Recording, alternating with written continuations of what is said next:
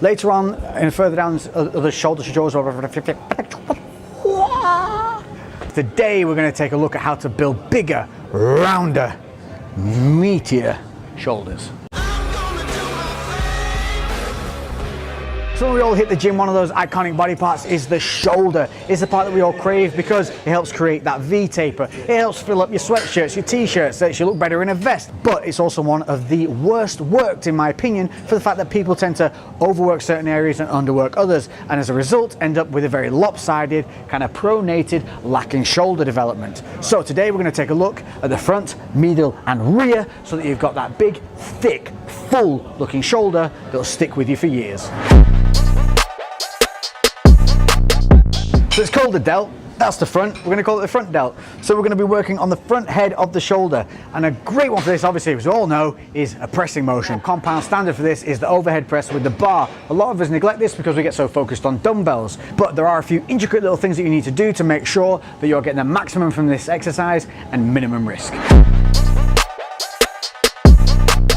One of the main problems with this is body posture. A lot of people think about working the shoulders and then forget about the rest of the body. We need to stabilize the foundation upon which we're pressing, and that's from our feet all the way up to our shoulders. So you want to be hip width apart with soft knees. You want to engage your glutes a little bit. That's going to control your hips. From there, we're going to pull our core in. We're not going to tense it tight, but we're going to control it. We're going to pull it in so it's controlled, and then that's going to stabilize all our midsection. From there, we're going to grip just over shoulder width apart, keeping the elbows nice and tight. Shoulders are going to be held back, but not squeezing. So you're engaging the scapula but maintaining a good posture. So I'm relaxed here, I can move. It's not like bench press where you're rolling back, just engage them. From here, what we're gonna do is come under the bar and lift up.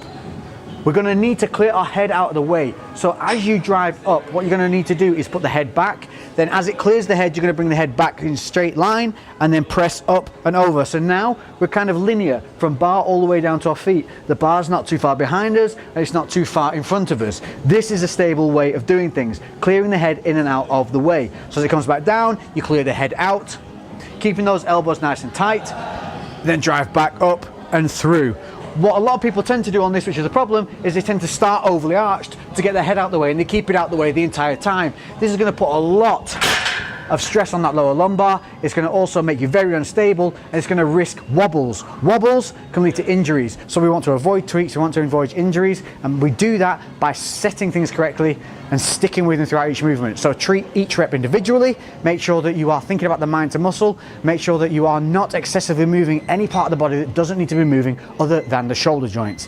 So with overhead press, this is a compound movement, this is where you're going to get some weight on there. But if you're not used to doing this, start light, go slow, fight the negatives. You're going to feel all this on the front head of the delt. It's going to be very focused, but it's also going to be very taxing on the cardio, on your breathing. So relax, press, and I promise you, over time you'll see progression, increase in strength, increase in growth, and increase in stability.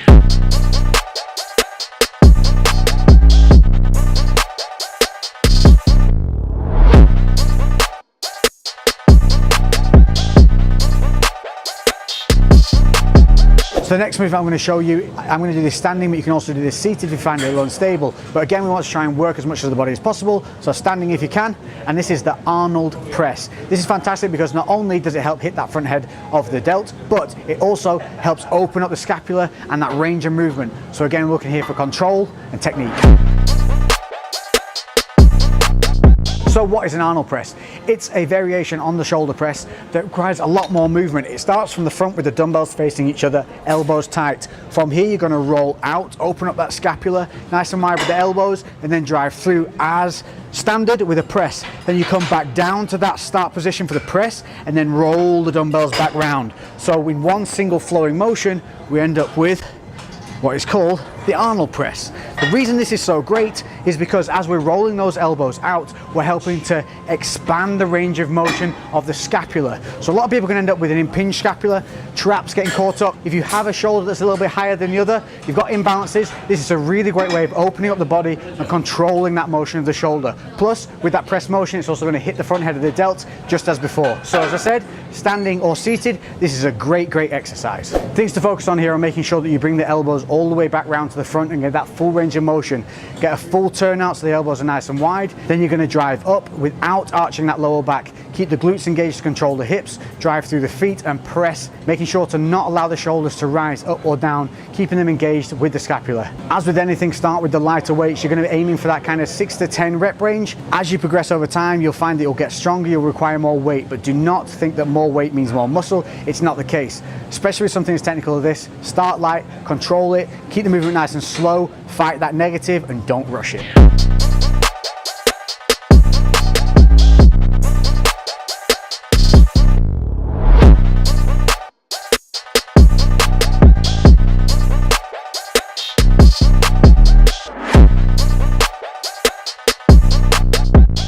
So now we're going to concentrate on that lateral head of the shoulder, and with that comes lateral raises. This is one that often is done very, very wrong. Make sure to check my previous video if you haven't. Also guys, if you like the video so far, don't forget to subscribe and hit that notification bell so you don't miss any of these uploads. But let's get back to this lateral raise. We want to be thinking about lifting from the elbow. Again, every time when we're standing, from the feet all the way up, we set ourselves. Soft knees, glutes slightly engaged, core controlled. From here, what we're going to do is we're going to move out, elbows to the side, arms slightly in front. So what we're not doing is coming straight out to the side, slightly in front with a bent arm. That's going to make sure that the leverage point is the shoulder. From there, lift from the elbows. Dumbbell will be slightly lower than the shoulder and the elbows, as so. And you can see the finishing point, dumbbell is slightly lower, not up here, here. This keeps the leverage point on that shoulder. Slow, controlled, fight the negative, avoid pigeon necking, relax your traps.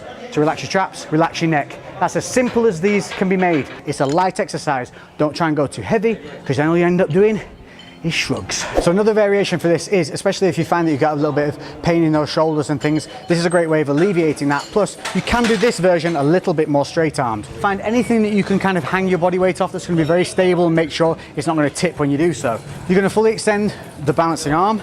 You're going to lean in with your feet, so the whole body is now at an angle. I'm quite relaxed here, but what I'm also doing is making sure that I'm engaged from my feet up, so I'm keeping those hips forward, controlling my core. From here, I'm simply going to lift out and up to a straight point. But effectively, if I stand up straight now, you can see it's still actually at an angle. So we're keeping the load on the shoulder, lifting up to shoulder height, straight arm out to the side. You're going to repeat this. Again, we're looking for that 6 to 10 rep range, so you can do a little bit of pausing at the top, delayed negatives, don't try and go too heavy. Once you've done one arm, move on to the next, but then straight back to the other arm. If you're doing individual arms at a time, you don't need those rest periods. So move from one to the other, keep the focus, keep the blood flowing. Again, it's light, 6 to 10 reps, a really nice movement, especially if you've got any shoulder twinges. So there we go, we've covered some of the good front and medial exercises, but we're not done, and this is where most people are done, and that is because we need to hit that rear delt, and this is the one that gives you that side depth. This is the one that when people look at your shoulders, they think you have a big shoulder because you have this big head here, this rear delt head, so that when we get that pose from the side, you can see it pop right here. So it's so vitally important. Like having big arms, you need big triceps. To have big shoulders, you need those big rear delts. And the problem with that is a lot of people know the exercises they should be doing, but in order to hit them properly, to make them hit that muscle, you have to be very, very technical. And we're going to cover that now so that you can go forward, making sure that you are getting everything out of the effort that you are putting into hitting these rear delts. We're going to look at two of them, and these are the cable-based movements. The reason I want to go through these is because they're the easiest ones to control and get used to this movement on. Later on in other shoulder tutorials, we will cover some more variations that you can use with dumbbells, but there's also a video already up on shoulder workouts, so make sure to check that back on the channel, and it shows a movement called the WYI. So check that video out, I'll link that in the description because that is a very good one, especially if you have scapular issues. But for now, we're going to concentrate on two pulling motions on the cables. The one that you will know, and that's the face pull. This is where you're using a rope and you're going to pull it through to your face and squeeze those delts to the back. The problem here is a lot of people just end up pulling through, and what they're actually working is kind of their traps and a bit of their back. We have to think about this as almost a rear double bicep. So what we're trying to hit here is, you see this kind of bear claw here that we get at the back of the shoulder? That's what we're trying to bite. You're trying to feel it right here. So as we come back, what we want to do is pull the ropes here, and then we're going to push our knuckles back and over the top. That's going to help us really bite down on those rear delts. You also have to think about relaxing the traps, and to do that you need to relax the neck.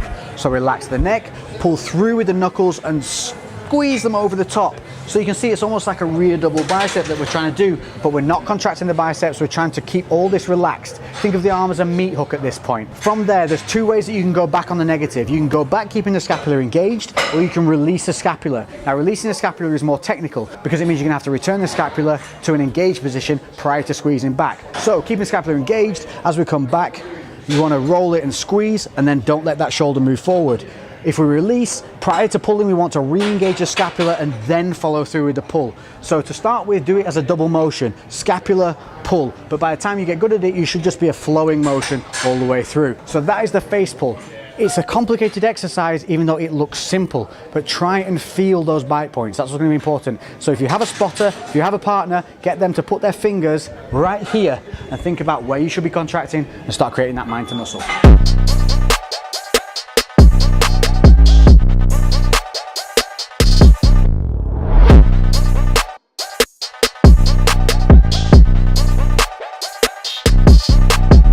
Next up on the cables is the rear delt fly. So this uses both sides of the cables. But there's a little tip here that I'm going to give you that's going to help you engage that much easier. And that's not using handles, but using the balls on the ends of the cables themselves. And instead of having this overhand grip that a lot of people tend to have where they're pulling around, we're going to use OK fingers. So like if you're diving undersea and you give that OK sign, you're going to allow the ball from the cable to sit in that OK grip. Obviously the cables are going to cross in front of you. And from here, you're going to pull back from the elbows and squeeze, keeping those OK fingers. The reason this works is because it stops you thinking about pulling from the hands and allows you to concentrate on pulling from the elbows. It also stops you using too much of a heavy weight, and in turn what you're going to be able to do is again work on that mind to muscle connection.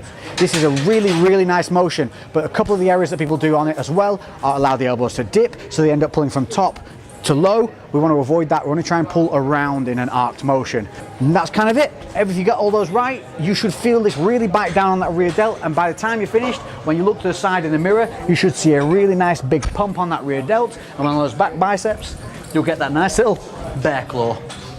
Wah!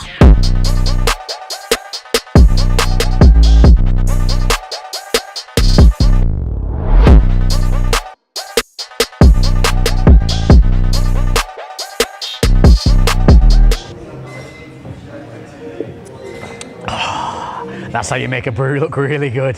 Whew, you have the details to set yourself up for a very solid full delt workout to help develop that round, thick looking, muscular shoulder. And as I've said, remember, it's always about that balance from front to back. That's what gives that illusion of size.